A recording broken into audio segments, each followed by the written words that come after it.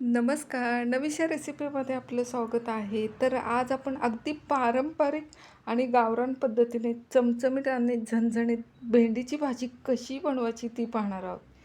ही भाजी अजिबात चिकट होत नाही आणि चवीला तर अप्रतिम लागते आणि लहानांपासून मोठ्यांपर्यंत सगळ्यांना नक्की आवडेल. चला तर मग रेसिपीला सुरुवात करतोय.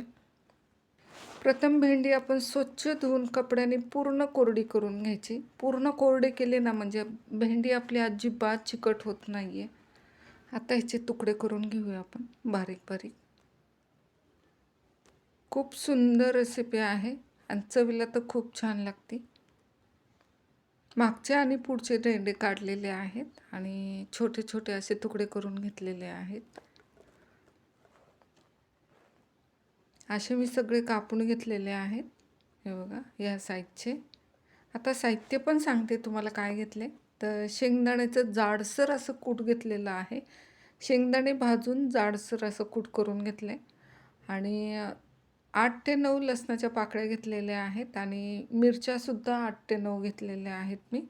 आता याचा ठेचा बनवायचा आपल्याला आणि भेंडीची ही भाजी तिखटच छान लागते, त्यामुळे मी मिरचीचा वापर केलेला आहे.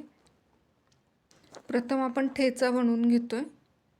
तुम्हाला जर मिरचीचं प्रमाण कमी जास्त करायचं असेल तर करू शकता. आणि ह्या मिरच्या पांढऱ्या मिरच्या आहेत, तर ह्या मिरच्या तिखट अजिबात नसतात. थोडंसं चवीप्रमाणे मीठ टाकतोय, पण चवीला खूप छान लागते ही भेंडी. तर व्यवस्थित कुटून घ्यायचं. मिरच्या व्यवस्थित कुटून झाले की त्याच्यामध्ये आपण लसणाच्या पाकळ्यासुद्धा टाकतोय. लसणाच्या पाकळ्यासुद्धा टाकल्या. त्या पण जाडसर वाटून घ्यायच्या, जास्त बारीक करायच्या नाही आहेत. लसणाची एक एक पाकळी दाताखाली आली की छान लागते चवीला. आता रेसिपी सुरुवात करतोय. पॅनमध्ये छोटे 1.5 चमचा तेल टाकलेलं आहे. तेल छानसं गरम झाले की आपण जो ठेचा करून घेतलेला आहे तो टाकतोय. तेल छानसं गरम करून घ्यायचं आणि ह्याच्यामध्ये तेल जर गरम नसेल ना तर भेंडी आपली चिकट होऊ शकते, त्यामुळे तेल आधी व्यवस्थित गरम करून घ्यायचं. आता भेंडी टाकतो आपण. 1-2 मिनटासाठी गॅसची फ्लेम आहे ना मोठीच ठेवायची आणि मोठ्या ह्याच्यावरच व्यवस्थित भेंडी परतून घ्यायची आपली 2 मिनटासाठी. सतत हलवत राहायचं. व्यवस्थित परतून झाले. आता गॅसची फ्लेम आपण स्लो ठेवतोय.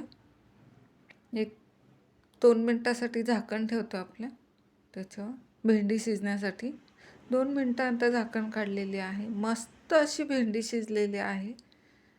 मस्त असं व्यवस्थित परतून घ्यायची. आता भेंडी शिजली आहे का बघू आपण. भेंडी मस्त अशी शिजलेली आहे.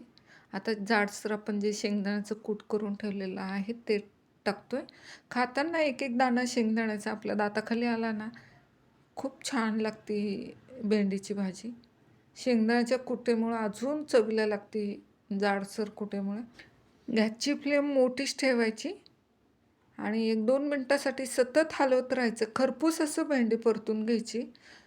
हे किती सुटसुटीत झालेली भेंडी आहे, अजिबात चिकट झालेली नाही आहे, खूप छान झाली आणि ज्वारीच्या भाकरीबरोबर तर खूप छान लागते ही भेंडी. नक्की ट्राय करा. व्यवस्थित परतून झाली. आता सर्विंग प्लेटमध्ये काढून घेतो आपण ही भेंडीची भाजी. लहान मुलांपासून मोठ्यांपर्यंत सगळ्यांना आवडेल ही. नक्की ट्राय करा आणि ज्वारीच्या भाकरीबरोबर तर खूप छान लागते. तयार आहे भेंडीची झणझणीत भाजी. तर ही कशी वाटली तुम्हाला ही गावरान पद्धतीची भेंडीची भाजी? मला कमेंटमध्ये नक्की सांगा. तुम्हाला आजची रेसिपी आवडली असेल तर लाईक, शेअर नक्की करा आणि हो, अशा सोप्या चविष्ट गावरान रेसिपीज पाहण्यासाठी चॅनेलला सबस्क्राईब करायला विसरू नका. धन्यवाद. परत भेटू अशाच छानशा रेसिपीसोबत. तोपर्यंत तुम्हा सर्वांना बाय बाय.